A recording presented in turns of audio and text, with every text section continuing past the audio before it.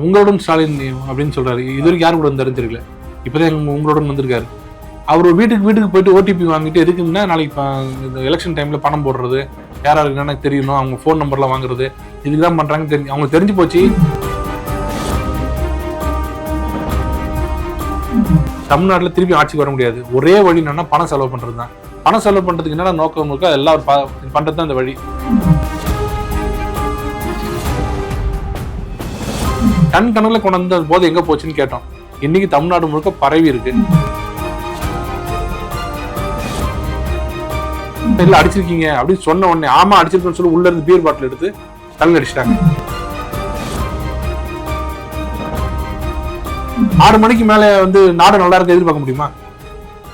இதையும் கொடுத்துருவீங்க, அதுவும் போச்சு. இப்ப என்ன ஆச்சு, போதைப் பொருள் எல்லா பசங்களுக்கும் போயிடுச்சு. திருமாவளவன் சொல்றது உண்மையான ஆசையில சொல்றாலாம் இல்ல.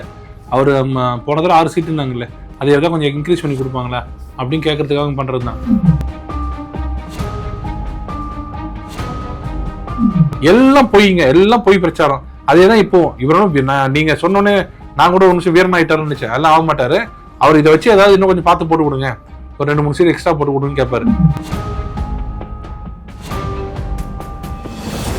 வணக்கம், என் பெயர் குமரகுரு, பாரதிய ஜனதா கட்சியின் செய்தி தொடர்பாளர், உயர்நீதிமன்ற வழக்கறிஞர். நாமக்கல்ல நடுங்க வச்சிருக்கக்கூடிய இந்த கிட்னி திருட்டு சம்பவம் திமுக எம்எல்ஏவோட நெட்வொர்க்கா? தமிழ்நாட்டில் நடக்கிற எல்லா சட்டம் ஒழுங்கு பிரச்சனையிலையும் பார்த்தீங்கன்னா எங்கேயாவது ஒரு இடத்துல திமுகவோட ஆளுங்கட்சியோட பிரமுகரோ இல்லைன்னா எம்எல்ஏவோ எம்பியோ யாராவது ஒருத்தரோட தொடர்போடு ஒருத்தர் செஞ்சுருப்பாங்க. அதாவது அவங்களோட பிளெஸிங்ஸோடு நடக்கிறது தான் இங்கே எல்லாம் நடக்குது. நான் முதல்ல தான் சொல்லிட்டு இருக்கோம், ஒன்று ப்ரூவ் ஆகிட்டு வருது. கிட்னி விஷயத்தை பொறுத்த வரைக்கும் இவங்க என்ன சொல்கிறாங்கன்னா, ரொம்ப அழகாக அவங்க சாமர்த்தியமாக இது திருட்டு இல்லை, இது ஒரு முறைகேடு அப்படிங்கிறாங்க. அவர் ஏன் அப்படி சொல்கிறாருன்னா, திருடுன்னா அவரோட நாலேஜ் இல்லாமல் ஒருத்தர் பேஷண்ட் வராது ட்ரீட்மெண்ட்டுக்கு, அவருக்கு ட்ரீட்மெண்ட் வேறு விஷயத்துக்கு கொடுக்கும்போது அவரோட நாலேஜ் இல்லாமல் கிட்னியை திருடுனா தான் திருட்டு அப்படிங்கிறாங்க. ஆனால் ஒரு வறுமையை பயன்படுத்தி அவரை ஏமாற்றி அவர் வசியப்படுற மாதிரி பேசி நல்ல விலைக்கு விற்கிறதும் ஒரு திருட்டு தான். அது முறைகேடுன்னு சொல்ல முடியாது.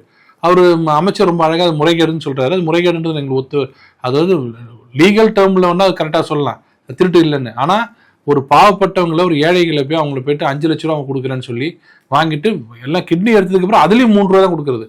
2 ரூபா கேட்டால் கமிஷன் போயிடுதுன்றது. இதுக்கு யார் உடந்தைன்னா முக்கியம் பிரபலமான ஹாஸ்பிட்டல் இல்லாத உடந்தை. அவங்களே ஃபேசினேட் பண்ணுற மாதிரி கூட வச்சுக்கிட்டு இந்த மாதிரி கஷ்டப்படுறீங்க கேள்விப்பட்டோம், உங்கள்கிட்ட 2 கிட்னி இருக்குது, 1 கொடுங்களேன்னு அவங்கள அப்படியே கொஞ்சம் கொஞ்சமாக அவங்கள என்கரேஜ் பண்ணி அவங்கள அப்படியே வசியப்படுத்தி பண்ணுறதும் ஒரு வகையான திருட்டு தான். இதில் திருச்சி பக்கமும் அந்த அந்த அந்த அந்த ஏரியா பக்கம்லாம் ரொம்ப ஃபேமஸாக நடந்துட்டு இருக்கு. பெரிய பெரிய அரசியல்வாதிகள், பெரிய பெரிய தொழிலதிபர்களோட ஆசீர்வாதத்தோடு நடந்துட்டு இருக்குதுன்னு சொல்கிறாங்க. எப்போ இதை ஒரு அமைச்சர் அதிர்ச்சியோட எங்கள் குடிமகனுக்கு இப்படி ஆயிடுச்சே, இப்படி ஆகலாமா, யாராக இருந்தாலும் இரும்புக்காரம் கொண்டு அப்படி பேசுகிற அமைச்சர் திருட்டுன்னு சொல்லாதீங்க, இதை முறைகேடு அப்படின்னு சொன்னீங்கனாலே அப்படியே அதை அப்படியே சாஃபன் பண்ற மாதிரி. நீங்க என்ன அது போய் இது திருட்டுன்றீங்க, இன்னும் கேட்டா ஒரு அரெஸ்ட் பண்றீங்க போல, அதெல்லாம் பண்ணாதீங்க, முறைகேடு. அது திமுக ஆட்சியில மட்டும்தான் இவ்வளவு குற்றங்களா? அதுதான், அது யாரு எந்த தொடர்பா இருந்தாலும் நீங்க போலீஸ் இன்வெஸ்டிகேஷன் பண்ணாதானே அது என்ன நடக்குன்னு தெரியும். 2வது கிட்னி எப்பவுமே கவர்மெண்ட் ரூல் படி பாத்தீங்கன்னா டோனர் அப்படிங்கிறவங்க பப்ளிக் எல்லாரும் வாங்குற மாதிரி இருந்தா கவர்மெண்டோட லிஸ்ட்ல இருக்கணும், யாரெல்லாம் டொனேட் பண்ணக்கூடியவங்கன்னு. அது சீனியாரிட்டி படி வரணும். இன்னொரு ஆப்ஷன் என்ன கொடுக்குறாங்கன்னா, உங்க ரிலேட்டிவ், க்ளோஸ் ரிலேட்டிவ் யாராவது வில்லிங்கா வந்தாங்கன்னா, அவங்களா விருப்பப்பட்டு வந்தாங்கன்னா, அவங்களா விருப்பப்பட்டு அண்டர்லைன் பண்ணிக்கணும், அவங்களா விருப்பப்பட்டு வந்தாங்கன்னா அது ஏத்துக்கலாம்னு சொல்லுது. அதுக்கு என்ன பண்ணுவாங்கன்னா, மேஜிஸ்ட்ரேட் போய் முன்னாடி போய் இது வைக்கணும், அஃபிடேவிட் போடணும், நான் விருப்பமா தான் பண்றேன்னு சொல்லணும். நிறைய ப்ரொசீஜர் டக்குலாம் பண்ண முடியாது. ஆனா இங்க பாத்தீங்கன்னா உனக்கு எப்போ வேணும், நாளைக்கு வேணுமா, இங்க ஒரு ரெடியா இருக்க, நாளைக்கால பண்ணிக்க. அதுதான் இங்க பெரிய ஒரு குற்றச்சாட்டு நம்ம சொல்லிட்டு இருக்கோம். இப்படி ஒரு ஹாஸ்பிட்டல்லே நம்பி நம்மெல்லாம் போய் நம்பி ஒரு இடத்துல போய் நம்ம உயிரையே ஒருத்தட்ட ஒப்படைக்கிறோம்னா டாக்டர் தான். அந்த டாக்டரான அவங்கெல்லாம் இருக்கிற ஒரு பெரிய கோவில் மாதிரி இருக்கிற ஹாஸ்பிட்டல்ஸ்லயே எதை நம்பி நாங்கள் போக முடியாது, யார் எங்க போனாலும் எந்த விதம்னா எடுத்துருவாங்கன்ற மாதிரி ஒரு சிச்சுவேஷன் தமிழ்நாட்டில் இருந்ததுன்னா இந்த ஆட்சியை நம்ம எப்படி நம்ம முறைப்படுத்துறதுன்னு தெரியலையே. ரவுடிங்க ஆட்சினா ரவுடிங்க ஏகப்பட்டது. சரி, போலீஸ் அட்ராசிட்டிஸ்னா ஆளை போற வரங்களை அடிச்சு கொள்றாங்க. சரி, எஸ்சி எஸ்டி அவங்க மேல என்ன பிரச்சனைன்னு பார்த்தா குடிக்கிற தண்ணியில மலத்தை கலக்குறாங்க. எம்எல்ஏ எம்பின்னு எல்லா குற்றச்சாட்டுலையும் எம்எல்ஏ எம்பியோட ஆசீர்வாதம் இருக்குது. அமைச்சர்கள் எல்லாம் இப்படி பேசுறாங்க. ஒரு அமைச்சர் சொல்றாரு குடிகாரன்னு சொல்லாதீங்க, மது பிரியர்ன்றாரு. இந்த ஆட்சி யார் கண்ட்ரோல் இருக்குது, யாரு இதுல கண்ட்ரோல் பண்றாங்கன்னு தெரியல. இந்த விஷயமா ஒரு வார்த்தை கூட உள்துறை அமைச்சரான மு.க. ஸ்டாலின் அவர்கள் ஒரு வார்த்தையும் பேசுறது இல்லை. அவரோட அடுத்த வழியா இருக்கிற துணை முதலமைச்சரும் எதை பத்தியும் பேசாம அவர் முழுக்க முழுக்க சனாதனத்தை எப்படி அழிக்கிறது, கொசு எப்படி அழிக்கிறதுன்னு அவர் சுத்திட்டு இருக்காரு. அந்த நாடு எங்க போகுதுன்னு எங்களுக்கு தெரியல. அது இன்னொரு 5 மாசம் 6 மாசம் எப்படியாவது பல்ல கடிச்சிட்டு ஓட்டின்னு வந்தா எல்லாரும் இருக்காங்க. குற்றங்கள் எல்லா ஆட்சியிலும் நடக்கும். ஒரு இப்ப பொள்ளாச்சி சம்பவம்னா அது மிகப்பெரிய ஒரு குற்றம் நடந்தது. ஆனா அதை எப்படி கையாண்டாங்கன்னு பாருங்க. அது கையாளுற விதத்துல இன்னொருத்தர் அதை பத்தி நினைக்க கூடாது. பொள்ளாச்சி சம்பவம் மாதிரி இன்னொருத்தர் ஐயோ இந்த மாதிரி சம்பவம் நடந்ததுன்னா என்னால போலீஸ்ட்டு வெளியில வர முடியாது, போலீஸ்காரன் நம்மளை கிரஷ் பண்ணுவாங்க, அந்த பயமே யாருக்குமே இல்லையே இப்போ வரைக்கும். இன்னைக்கும் கேட்டா பொள்ளாச்சியோட இது பெருசா சின்னதான்னு கேக்குறாங்க. எல்லா இடத்துலயும் பாத்தீங்கன்னாலும் லா அண்ட் ஆர்டர் கொஞ்சம் பயம் இல்லாம நடு ரோட்ல நடு ரோட்ல குத்திட்டு போறாங்க. யார் மேலேயும் பயம் இல்லை.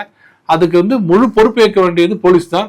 ஆனா போலீஸே இன்டர்வியூ கொடுக்கும் போது அண்ணா பல்கலை விஷயத்துல நைட்டு ஒருத்தர் தான், அவர் யார்ட்டையும் பேசல அப்படின்னு ஒரு சிட்டி கமிஷனர் ஜஸ்டிஃபை பண்றாரு.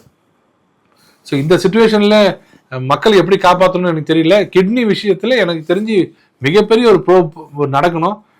சிபிஐ லெவல்ல ஏதாவது நடந்தாதான் உண்மையான குற்றவாளிகளை கண்டுபிடிக்க முடியும். நெல்லையில நடந்த ஆணவ கொலை வழக்கு திமுக கையாளுற விதம் என்ன? நான் திருப்பி ஒரு கேள்வி கேட்கணும்னா, நீங்க இவங்க இந்த எதிர்கட்சிகள்லாம் சொல்றது என்னன்னா பாஜக தான் ஜாதி மோதலையும் மத மோதலையும் உருவாக்குறாங்க அப்படின்னாங்க. இப்ப சுயமா இங்க நடக்கிற ஆட்சி திராவிட ஆட்சி. அது முழுக்க முழுக்க அவங்க சொல்றது பெரியார் அண்ணா இவங்கெல்லாம் சேர்ந்து நடத்துற ஆட்சின்றாங்க. ஏன் இவங்க வந்தா மட்டும் ஜாதி சண்டை அதிகமாகுது? காரணம் திமுக வெளியில பேசுறது ஒண்ணு, அங்க உள்ள இருக்கிற அவங்க கட்சிக்காரங்க மத்தியிலே ஜாதி ரொம்ப கடுமையான ஒரு ஜாதியோட தாக்கம் அவங்க வச்சிருக்காங்க. அது இப்போ கொஞ்சமா வெளியில வருது. அது அதிகாரிகள் மத்தியில என்னை யார் கேட்க முடியும்? சொன்னேன்ல, என்னை யார் கேட்க முடியுன்ற ஒரு அதிகார தோரணை வரும்போது அதிகாரம் படைச்ச நபர்கள் இருக்காங்கல்ல, பொலிட்டிக்கலாவோ இல்லைன்னா அவங்க அதிகாரப்பூர்வமோ ஒரு ஐபிஎஸ் ஆஃபீஸரோ ஒரு ஐஏஎஸ் ஆஃபீஸரோ ஒரு எம்எல்ஏவோ மந்திரியோ எம்பியோ அவங்க சார்ந்து இருக்கிற ஜாதி இருக்குல்ல, அந்த சாதி ஒரு வெறி அதிகமாகுது. அதுக்கு காரணம் பாஜக வரணும்லாம் கிடையாது. அவங்க மனசுக்குள்ள இருக்கிற அந்த வெறி தூண்டி விடப்படுறது. காரணம், என்னை யாரும் கேள்வி கேட்க முடியாது, நான் அரசாங்கத்துக்கு க்ளோஸ் அப்படிங்கிறதுனாலதான் குடிக்கிற தண்ணியில மலத்தை கலக்கிற அளவுக்கு கொடூரம் நடக்குதுன்னா என்ன காரணம்? என்னை எவனும் ஒன்றும் பண்ண முடியாது, எங்க எம்எல்ஏ கூட இருக்காரு, எங்க கவுன்சிலர் கூட இருக்காரு, பேரவைச் தலைவர் இருக்காரு அப்படின்னு. இந்த இதுல பாத்தீங்கன்னா இந்த விஷயத்துல கூட அந்த கவின்ற இளைஞனோட அப்பா அம்மா அந்த பொண்ணோட அப்பா அம்மா 2 பேருமே சப் இன்ஸ்பெக்டர்ஸ் அங்கேயே இருக்கிறாங்க. அவன் தம்பி தான் அவர் கொலை பண்ணியிருக்காங்க, அதாவது பொண்ணோட தம்பி தான் கொலை பண்ணியிருக்காரு. அவங்க என்ன சொல்றாங்கன்னா, இப்போ இது ரொம்ப நாளா நடந்துட்டு இருக்குது. 2 பேரும் பேச்சுவார்த்தையை அடிக்கடி காலேஜில் ஒன்னா படிச்சவங்க இப்ப தனித்தனியா இருக்காங்க. என்னன்னா 2 பேரும் லவ் பண்றாங்க. இந்த பொண்ணு அவங்க எம்பிசி இனத்தை இவங்க சேர்ந்தவங்க, அவங்க ஒரு எஸ்சி எஸ்டி. இது அப்போ அந்த வீட்டுல அவங்க 2 பேரும் அந்த அவங்க பையன்கிட்ட பேசின பேச்சு கொஞ்சம் டீப்பா உள்ள போனோம். ஏன்னா நம்ம கிரிமினல் சைட்ல பிராக்டிஸ் பண்றதுனால இதுல என்ன நடக்குதுன்னா, ஏன் தடுக்க முடியலன்னு கேட்டா, அவங்க அப்பா அம்மா வீட்டுல பேசியிருப்பாங்கல்ல, இது ஒரு நாள் நடந்த விஷயமா இருக்காது. அந்த பொண்ணு இப்போ 5 வருஷமா லவ் பண்ணுதுன்னா அப்பா அம்மா அந்த பையன்கிட்ட என்னன்னு பேசணும்? பாரு தம்பி, யாரா இருந்தாலும் பேச்சுவார்த்தை தான் ஒரே வழி. உனக்கு பிடிக்காம இருக்கலாம் அந்த பையனை, எனக்கு பிடிக்காம இருக்கலாம், உங்க அக்காவுக்கு பிடிக்குது, உங்க தங்கச்சிக்கு பிடிக்குது, எங்க பையன் பொண்ணுக்கு பிடிக்குது. அதை பக்குவமா பேசிதான் அதை வெளியே மாத்தணுமே தவிர நீ அடாவுடி எல்லாம் பண்ணக்கூடாது அப்படியே அந்த பையன்கிட்ட சொல்லியிருந்தா அந்த பையன் அந்த வேலை பண்ணிருக்க மாட்டாரு. மாறா என்ன பண்ணிருக்காங்க, நான் எஸ்ஐ, உங்க அம்மா எஸ்ஐ, அதை மீறி அவ எப்படா உங்க தங்கச்சிட்ட பேசலாம், இன்னைக்கு நம்மளா அவனான்னு பாத்துடலாம்டா அப்படின்னு சொன்ன போயதான் அந்த பையன் அவ்வளவு ஓப்பனா பட்ட பகல்ல அந்த பையனை கூட்டுட்டு வா அவங்க கூட பேசணும்னு கூட்டு போய் அந்த கவின் நினைச்சிட்டு பாருன்னா மச்சான் தானே, வருங்கால மச்சான் தானே கூப்பிடுறான்னு சொல்லி போயிருப்பாரு. போற வழியிலே கீழே தள்ளி வெட்டுறாங்கன்னா அந்த கொலையை நீங்க ஆணவ கொலையா பாக்குறது ஒரு பக்கம் இருக்கட்டும், அந்த ஆணவ கொலைக்கு உண்டான அந்த உள்ளுக்குள்ள அந்த சக்தியை கொடுத்தாங்கல்ல, தைரியத்தை, நான் யாரு தெரியுமான்ற தைரியம், அந்த தைரியம் தான் நாங்க கிட்டத்தட்ட 4 வருஷமா தலபாலா அடிச்சுக்கிறோம். இந்த தைரியத்தை கொடுப்பதுதான் திராவிட அரசு. கொலை குற்றத்தை பார்க்காதீங்க, கொலை குற்றத்துக்கு பின்னாடி இருக்கிறது யாருன்னு பாருங்க. எனக்கு இருக்குது அண்ணா பல்கலைக்கழகத்தில் நடக்கிற ஒரு சம்பவத்துல அவன் என்ன நினைக்கிறான், அந்த குற்றவாளி நினைக்கிறான்னா, நீங்க யாரும் என்ன ஒண்ணும் பண்ண முடியாது, எனக்கு பெரிய செல்வாக்கு இருக்கு. அதேதான் எல்லா விஷயத்தையும் நடக்குது. இது ஒரு நல்ல உதாரணம். ஆணவ கொலை நீங்களே இப்ப நடக்கிறது உங்க ஆட்சி, திருநெல்வேலி உங்க கண்ட்ரோல் இருக்குது, உங்க கமிஷனர் இருக்காரு, என்ன பண்ணீங்க? அப்ப இப்படிதான் திராவிட மாடல் ஆட்சி வரும்னு சொன்னா எதுக்கு எங்களை பிடிச்சி திட்டுறீங்க? ஒவ்வொருத்தரையும் பிஜேபி வந்தாலே ஜாதி மோதல் வந்துடும், மத மோதல் வந்துடும். நீங்க இருக்கிற ஆட்சியிலேயே அப்படி நடக்குது. எங்க பார்த்தாலும் ஜாதி மோதல். அவரு மந்திரி பேசுறதே எங்க நம்ம ஜாதியா அப்படின்னு கேட்கிறாரு. அவர் பேசுற மீட்டிங் போனீங்கன்னா நம்ம ஜாதி சங்கத்துல போய் பேசுறாரு. இதெல்லாம் ஒரு மாடல். இந்த மாடலை வந்து நீங்க அது வந்து ஆணவ கொலை நாங்க இப்போ ஒரு 3 மாசம் நடந்து இப்போ நடக்குது, நடந்துட்டே இருக்குது. மக்கள் மத்தியில ஜாதி என்னைக்குமே இருக்கும். சாதி நீங்க வந்து ஜாதி இல்லைன்னு சொல்ல முடியாது, சாதி வேண்டாம்னு சொல்லலாம். எனக்கு சாதி வேண்டாம்ப்பா அப்படின்னு சொல்லாம தவிர சாதி இல்லை அப்படின்னு யாரும் சொல்ல முடியாது. சொன்ன முட்டாள், நான் எல்லாரும் முட்டாளாக்குறேன்னு அர்த்தம். ஜாதியோட இது வந்து ரத்தத்திலே கலந்துருக்கு. ஆனா அந்த ஜாதி வெறி மத்தவங்க மேல வரக்கூடாதுன்றதுதான் மனுஷனுக்கும் மிருகத்துக்குள்ள வித்தியாசம். அதை ஊட்டி வளர்க்கணுமே தவிர, நான் யார் தெரியுமா, திராவிட மாடல், உங்க ஆட்சி, உங்களுடன் ஸ்டாலின், எங்களோட ஸ்டாலின் இருக்கீங்க, எங்க போனீங்க இப்போ? ஒரு கண்டனம் கூட இல்லையே. ஒருத்தர் வந்து ஒரு திருப்புவனத்துல ஒருத்தர் அடிச்சு கொள்றாங்க, ஒரு அப்பாவோ பையனோ ஒருத்தர் கூட போய் பார்க்கல அந்த வீட்டை. பார்த்து சொல்லணும்ல. அப்பா அந்த சொன்ன சாரி சொன்னாராம் போன்ல, இல்லம்மா நான் தான் உள்துறை வச்சிருக்கிறேன், நான் மன்னிப்பு கேட்டுக்கிறேன், நேரா போய் சொல்லுங்க. சரி நீங்க போக முடியல, உங்களுக்கு உடம்பு சரியில்லை, உங்க சன் இருக்காருல்ல பையன், அதுதானே டெப்டி சிஎம், அவரும் போக மாட்டாரு. இப்ப பாருங்க, இந்த ஆணவ கொலையை அப்படியே மறைச்சிடுவாங்க. எப்பப்பெல்லாம் இந்த சட்டம் ஒழுங்கு பிரச்சனை வருதோ அந்த பிரச்சனை அப்படியே மறைச்சிடுவாங்க. ஊடகங்கள் யாரும் அதை பத்தி பேச மாட்டாங்க. அதனால திராவிட மாடல் அது வந்தாலே அது ஜாதி மோதலும், இந்த மோதல் வர்றதுக்கு தான் எல்லா வழி வகுக்கும். தமிழ்நாட்டுல சாதி சங்கங்கள் ஓட்டு வங்கிகளா இயங்குதா? நாங்க முதல்ல இருந்து நாங்க என்ன சொல்றேன்னா, நீங்க நான் ஸ்கூல்ல படிக்கும் போது என்ன சொல்லி வளர்த்தீங்க, 3% இருக்கிற ஒரு ஜாதி தான் உலகத்திலேயே மோசமான ஜாதி, அதுதான் எல்லாத்தோட மோசமான, அது அவங்கள வந்து கிண்டல் பண்ணுங்க, ரோட்ல போகும்போது அவங்கள வந்து சிரிங்க, ஐயரேன்னு கூப்பிடுங்க, என்ன குடும்ப இப்படிலாம் எங்களை வளர்த்தீங்கல்ல, என்ன சொல்லி வளர்த்தீங்க? இந்த 3% இருக்கிறவங்க தான் இந்த உலகத்துக்கு ஜாதி கொண்டாந்தீங்க நீங்க. இப்ப அந்த 3% நீங்க நடக்க திராவிட ஆட்சி, 97% நீங்க தான் இருக்கீங்க. இப்பயும் சாதி ஆணவ கொலை நடக்குது. இப்ப ஆணவ கொலை நடந்தது ரெண்டு குடும்பம், அதுல யாராவது பிராமின் இருக்காங்களா? இல்ல தமிழகத்துல நீங்க ஒரு 50 வருஷத்துல பாருங்க, எங்கேயாவது பிராமின் குடும்பத்துல ஆணவ கொலை பண்ணாங்களா? இரட்டை கோலை முறைன்றீங்க, சாப்பாடு தண்ணி குடிக்கிற முறை, எங்கேயாவது கிராமத்துல போறீங்க, 2 இடம் இன்னும் இருக்கு, நிறைய இடத்துல இன்னும் தமிழ்நாட்டுல இருக்கு. அங்க எங்கேயாவது போய் பாருங்க, டீ கடை ஓனர் வந்து பிராமினா? இல்ல ஒரு பிராமின் வந்து 2 சாதியை சேர்ந்தவங்க, வலிமையான சாதியை சேர்ந்த 2 பேரை கூப்பிட்டு மரியாதையா 2 பேர் இந்த கிளாஸ்ல தான் குடிக்கும் சொல்ல முடியுமா அவரால்? இன்னைக்கு நிலைமையில போய் ஒரு பிராமின் நடத்துற கடையை வந்து ஒரு தேவரோ ஒரு வண்டியரோ வராங்க, 2 பேரையும் பார்த்து இங்கெல்லாம் வந்து நாங்க தான் இந்த கிளாஸை குடிப்போம், நீங்க எல்லாம் குடிக்கூடாது சொல்லிட்டு ஒரு உயிரோட இருக்க முடியுமா நம்ம ஊர்ல? அப்பயே இன்னும் ஜாதி இங்க குறையல? கொஞ்சம் யோசிச்சு பாருங்க. அந்த 3% காமிச்சு இந்த 97%லயும் நல்ல ஜாதி வளர்த்துட்டாங்க. உன் ஜாதி நீ பாத்துக்க, என் ஜாதி பாத்துக்க, நம்மளால வரணும். ஆனா அதுல ஏற்றத்தாழ்வு, உன் பொண்ணு வந்து இங்க வரக்கூடாது, என் பையன் அங்க வரக்கூடாது, இந்த ஆணவ இதெல்லாம் இப்ப இது நடக்கும் போதெல்லாம் எனக்கு ஒரே ஒரு கேள்வி என்ன, திருமாவளவன் ஒருத்தர் இருந்தாரு, அவர் எங்க இருக்காரு இப்போ? அவர் காணவில்லையா? எங்க இருக்காரு? அவருக்கு ஏதாவது தலித்துக்கு ஏதாவது பிரச்சனைன்னா சீண்டு எது வரல, இப்போ ஒரு வார்த்தை கூட திறக்க மாட்டாரு. ஆணவ கொலை நடக்கிற இடத்துலயுமே பாதிக்கப்படுறவங்க யாருன்னு கேட்டா தலித் மக்கள் தான். எப்ப எடுத்தாலும் ஒரு குறை கொடுக்க மாட்டாரு இன்னி வரைக்கும். அப்ப இவங்க எல்லாம் சேர்ந்து சாதியை வளர்க்குறாங்களா இல்ல அழிக்கிறாங்களா? தமிழ்நாட்டை பொறுத்த வரைக்கும் சாதிகள் இருக்கும், சாதி சங்கங்கள் இருக்கும். அந்த சாதி சங்கங்கள்லாம் சேர்ந்து ஓட்டு வங்கியா மாத்துறதுக்கு எல்லா அரசியல்வாதியும் முடிவு பண்றாங்க. அவர் KN நேருவும் சாத்தூர் KK சார் ஓப்பனா சொன்னாங்களே, நாங்க தான் இருக்கிறோம் நம்ம சமூகத்துக்கு, நீங்க வந்து செஞ்சுக்க வேண்டியது தானே, எங்கள்கிட்ட வந்து நாங்க இதுக்கு தானே இங்க உட்காந்துருக்கோம் அமைச்சரவையிலன்னு ஓப்பனா பேசினார். அவங்க ரெட்டியார் சங்க மாநாட்டுல நேரா வந்து எங்களை பார்க்க வேண்டியது தானே அப்படின்னாரு. சோ இவங்க திமுக ஆட்சியில ஜாதி இல்லை அப்படிங்கிறது ஒரு ஏமாற்று வேலை. அதை நாங்க சொல்லுவோம். அதிமுக எப்பவுமே வெளிப்படையான கட்சி. கடவுள் நம்பிக்கை இருக்கா? இருக்கு. சாதி இருக்கா? ஆமா இருக்கு. எங்க கூட நாங்கெல்லாம் அப்படிதான் இருப்போம். ஆனா யாரையும் வந்து சாதியை வச்சு குடும்பப்படுத்த மாட்டோம். இவங்க ஜாதி இல்லைன்னு சொல்லிட்டு எல்லா ஆணவ கொலை நடக்கிறது இங்கதான். அதனால திமுக ஆட்சி, திராவிட மாடல் ஆட்சி முழுக்க பொய்யான ஆட்சி. நான் முதல்வர் பதவிக்கு தகுதி இல்லாதவரா? விடுதலை சிறுத்தைகள் கட்சி தலைவர் திருமாவளவன் கேட்கிறாரு. இல்ல இதை நீங்க நம்பாதீங்க. அவர் திருமாவளவன் சொல்றது உண்மையான ஆசையில சொல்றாருலாம் இல்ல. அவரு போன தடவை 6 சீட்டுன்னாங்கல்ல, அதை எதாவது கொஞ்சம் இன்க்ரீஸ் பண்ணி கொடுப்பாங்களா அப்படின்னு கேட்கறதுக்காக பண்றதுதான். இவங்க உண்மையிலேயே இவங்களுக்கு அதெல்லாம் அந்த வெறியெல்லாம் இருந்ததுன்னா, நம்ம கட்சி வளர்க்கணும் அப்படின்னு நினைச்சிருந்தாருன்னா என்னது வேங்க வயலில் போயிருப்பாரு, வேங்க வயல் பிரச்சனை கிளப்பியிருப்பாரு. இன்னைக்கு இந்த பிரச்சனை நடக்குது, ஏன் இந்த கிட்னி திருடுறாங்க, ஒரு வார்த்தை கூட அவங்க பேசலையே. எல்லாம் நம்ம நாட்டுல ஏழ்மையா இருக்கிறதுல பாத்தீங்கன்னா பெரும்பான்மையான வந்து தலித் மக்கள் தான் வந்து ஏழ்மையில் இருக்காங்க. அவருக்கே தெரியும். எல்லா அட்ராசிட்டிஸும் அவங்க மேலதான் நடக்குது. அதனாலதான் எந்த சாதிக்குமே இல்லாத ஒரு தனி சட்டமே SC/ST அட்ராசிட்டிஸ் ப்ரிவென்ஷன் ஆக்ட், அதை கொண்டு வந்து யாருக்காக? அந்த மக்களுக்காக தானே. அந்த மக்களோட பிரதிநிதியாக இருந்துகிட்டு தனக்கு மட்டும் 2 சீட் வேணும், எனக்கு 2 MP கொடுத்துருங்க, 6 MLA கொடுத்துருங்க, இதுக்கு மட்டும் தான் நடத்துறாரு தவிர, இல்லைன்னா ஆர்டிகல் 370 அந்த ஒரே ஒரு விஷயத்துக்காக அவர் வந்து பாராட்டிருக்கணும். ஆர்டிகல் 370 என்ன காரணங்களா? இது வரைக்கும் அங்க இருக்கிற தலித் மக்களுக்கு இடஒதுக்கீடு இல்லை.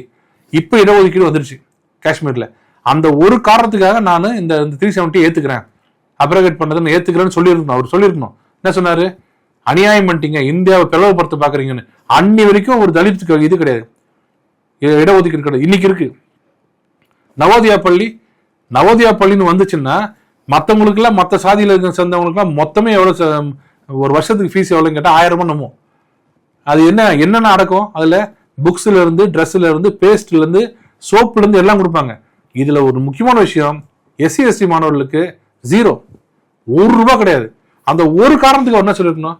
இல்ல நவோதயா பள்ளி வரணும், அந்த பள்ளியில ஒரு 100 பசங்க SC ST பசங்க படிச்சாங்கன்னா அது என்னோட கனவை நினைவாக்குற மாதிரி சொல்லாம, நவோதயா வந்தா ஹிந்தி வந்துடும், எல்லாம் பொய்ங்க, எல்லாம் பொய் பிரச்சாரம். அதேதான் இப்போ இவரும் நீங்க சொன்னோன்னே நான் கூட ஒரு நிமிஷம் வீரன் ஆயிட்டாருன்னு நினைச்சேன். அதெல்லாம் ஆக மாட்டாரு.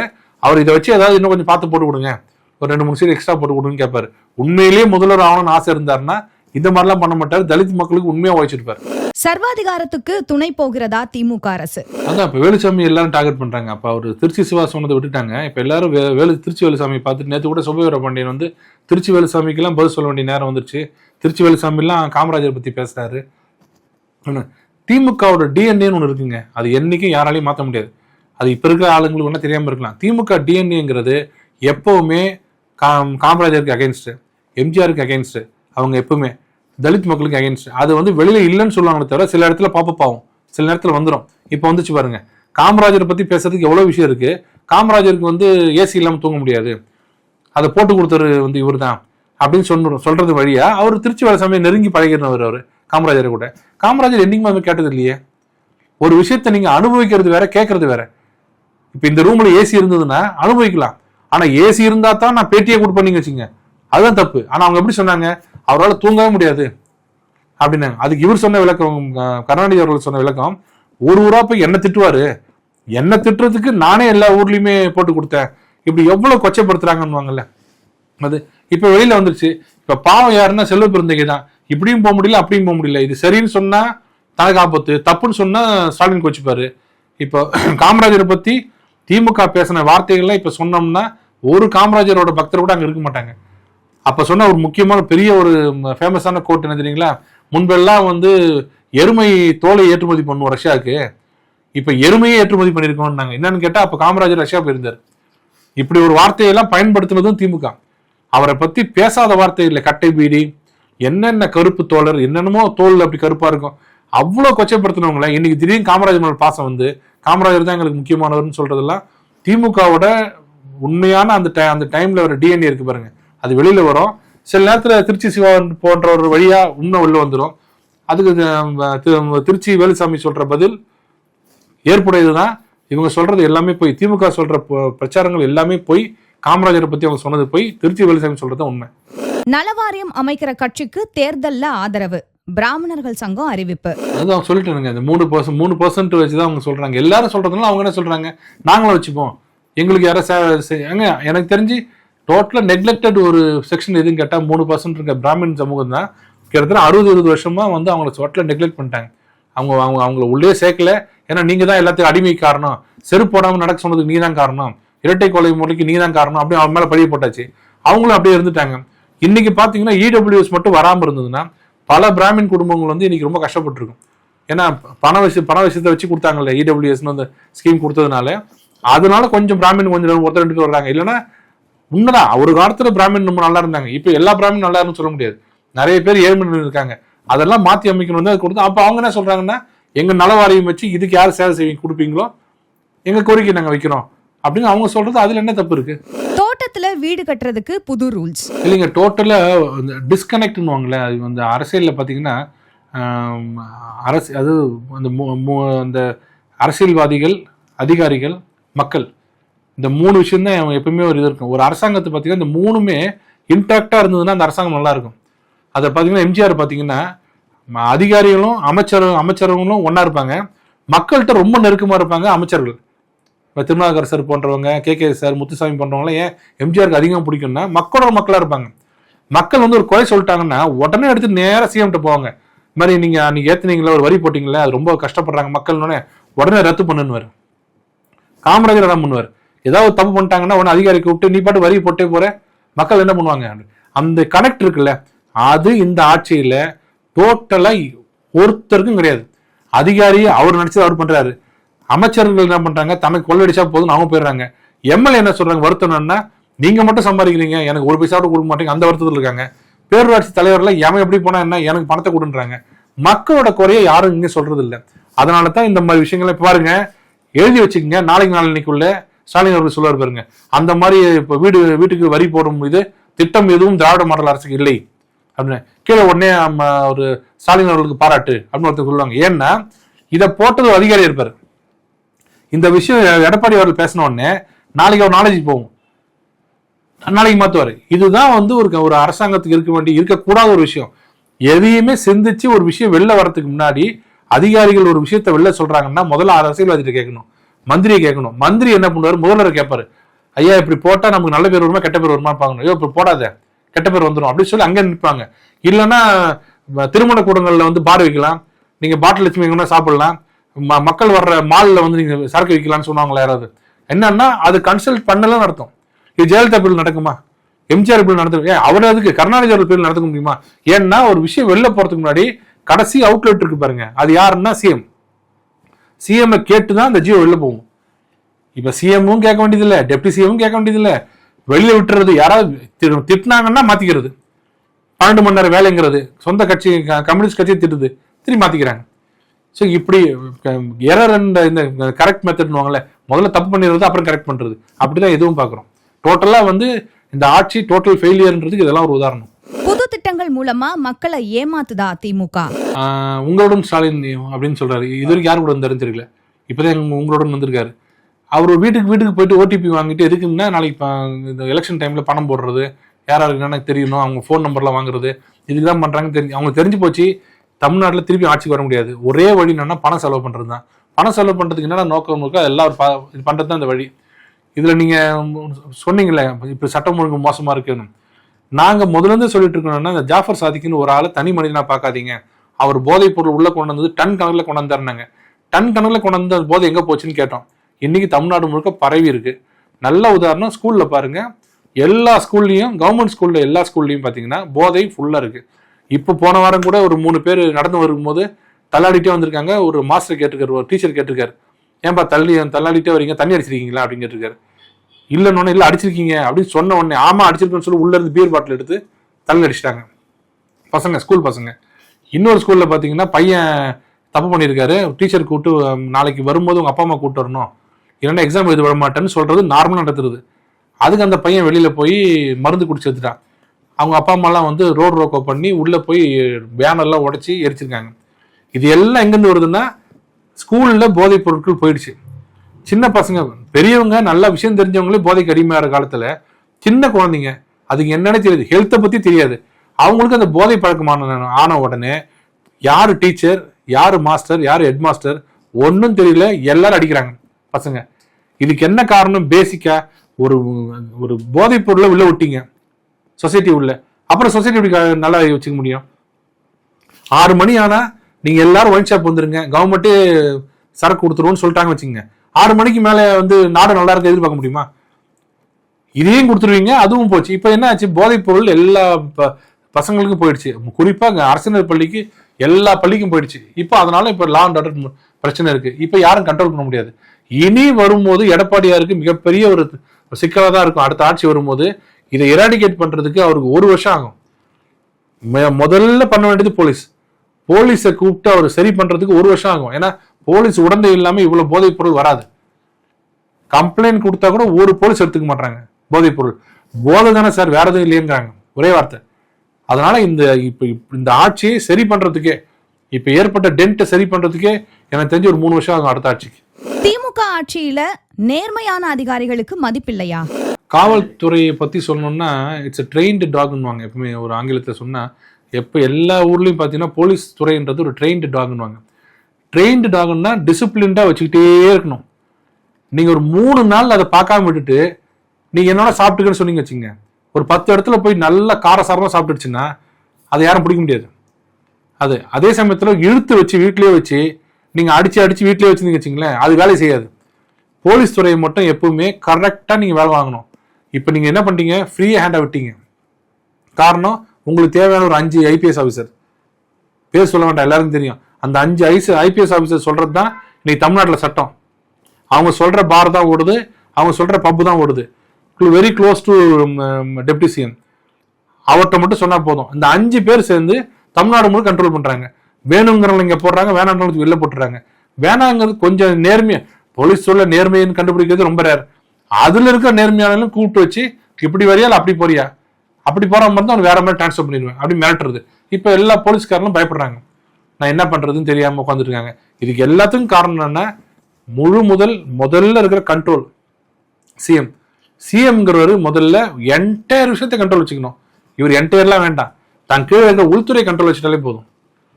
நான் வந்து இப்போ நம்ம ஒரு பெருமைக்காக அவருக்கு சொல்லணும் இல்லை, கருணாநிதி அவர்களை நான் எல்லா விஷயத்திலும் விமர்சிப்போம். ஆனால் ஒரு விஷயத்துல பாராட்டணும்னா, 5 மணிக்கு காலையில் பேப்பர் எடுத்து வச்சுக்கிட்டு நேராக கள்ளக்குறிச்சிக்கு ஃபோன் பண்ணுவார். எஸ்பிக்கு ஃபோன் பண்ணி, ஏன் அவன் ஊரில் தொடர்ந்து நான் 3 நாளாக பார்க்குறேன், தொடர்ந்து பீரோ போலிங் நடக்குது, என்ன பண்றீங்கன்னு கேட்டாருன்னா, அந்த எஸ்பி என்ன ஆவாரு, அடுத்த நிமிஷம் அலறிடுவார். உடனே யார் ஆரம்பிச்சு அந்த ஊர்ல போய் 100 பீரோ போலிங் ஆளுநர் கூட உள்ள வச்சிருவாரு. இது ஒரு சிஎம் பண்ணணும். இவர் மட்டும் எடுத்து வச்சுக்கிட்டு இது என்ன இப்படி தொடர்ந்து தலித் மேல தாக்குதல் நடக்குது, என்ன ஆணவ கொலை நடக்குது, நம்ம மந்திரிங்க என்ன ஜாதி சங்கத்தில் போய் நிக்கிறீங்க, என்ன நினைச்சிட்டீங்க? அவர் 3 மாசத்துல சொல்லிட்டாருங்க, நமக்கு தான் புரியல. ஸ்டாலின் அவர்கள் வந்தோன்னு சொல்லிட்டாரு 3 மாசத்துல, ஏன் தூங்கினா தூக்கம் வர மாட்டேங்குது, எவன் எங்க பிரச்சனை பண்ணுவான்னு தெரியலன்னு சொன்னாரு பாருங்க. அப்பவே தெரிஞ்சு போச்சு டோட்டல் இன்எஃபிஷியன்ட்னு. ஏன்னா ஒருத்தர் சொல்ல மாட்டாங்க அப்படி எப்படி தூங்க விடாம பண்றீங்களே நியாயமானாரு. அதை பேசும்போது எல்லாரும் அமைதியா பார்க்கும்போது பொன்முடி விழுந்துன்னு சிரிச்சிருந்தாரு. அப்பதான் தெரியும். அவர் சொல்றாரு, இதெல்லாம் பேசிக்க, நான் நடத்துறதா நடத்த போறேன்னாரு. கரெக்டா அவரும் அடங்குற மாதிரில கடைசி வரைக்கும் அடங்கல. அவரு டோட்டலா ஒரு கண்ட்ரோல் விட்டு தமிழகம் போயிடுச்சு. இனிமேல் நம்ம வேண்டுகோள் வைக்க முடியாது. 5 வருஷத்தை கொஞ்சம் அமைதியா கடந்துருங்க. அவ்வளவுதான். வணக்கம்.